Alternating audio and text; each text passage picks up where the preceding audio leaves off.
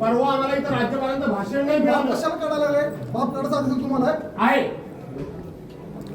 तुम्ही सिनियर सदस्य. मग ठीक आहे. मग जरा शिस्त बघा ना. मग ठीक आहे. आता एवढं कशाला काढायला? तुम्ही पण एवढ्यावर थांबा, मी एवढ्यावर थांबतो. बाप नाही काढायला पाहिजे. पुन्हा तेच पुन्हा बोलतो तर मी काढतो. मग तुम्हाला काय करायचं का? तुमचं बाप काढा. काढा. तुम्हाला काढायचं काढा. आम्ही चुकीचं काय केलं तर बरोबर आहे. तुमच्याकडे मला शिकायची गरज नाही.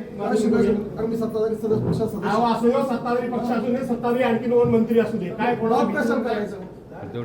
बाप नाही काढायचं. हे काम इथं खासगी काम कसं तुम्ही आहे? त्यांच्याबद्दल फार आक्षेप घ्या.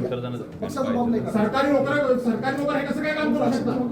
बाप कशाला काढायला? सरकारी नोकर कसं काय हे काम करू बाप नाही शकतात? काढायचं. मी जाऊ की तुम्ही करणार बाप काढायचं.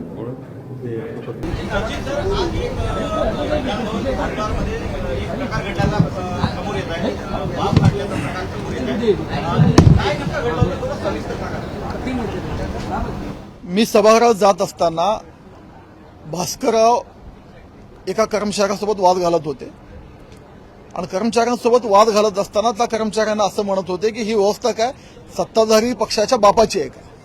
आणि मी त्यांना सांगत होतो की भास्करराव तुमच्यासारखे ज्येष्ठ सदस्य, या सभागृहातला अनुभवी सदस्य आणि सभागृहात वारंवार नियम कायदे सांगणारे तुम्ही, डेकोरम कशी सभागृहाची मेंटेन ठेवायची हे जर तुम्ही बुद्धी लोकांना शिकवणार आहेत, तुम्ही बाहेर येऊन अशा गोष्टी बोलू नका.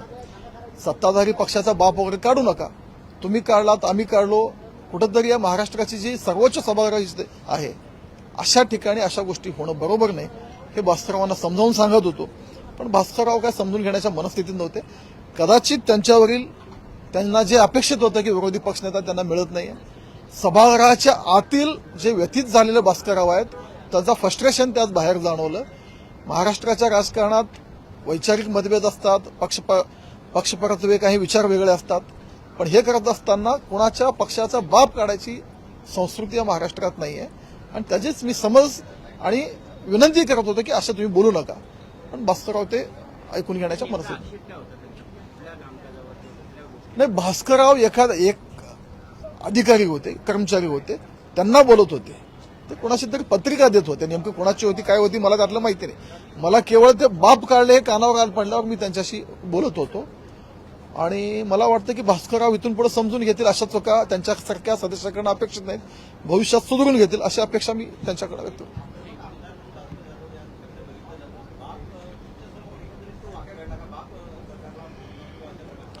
सत्ताधारी पक्षाचा बाप असा त्याने उल्लेख केला.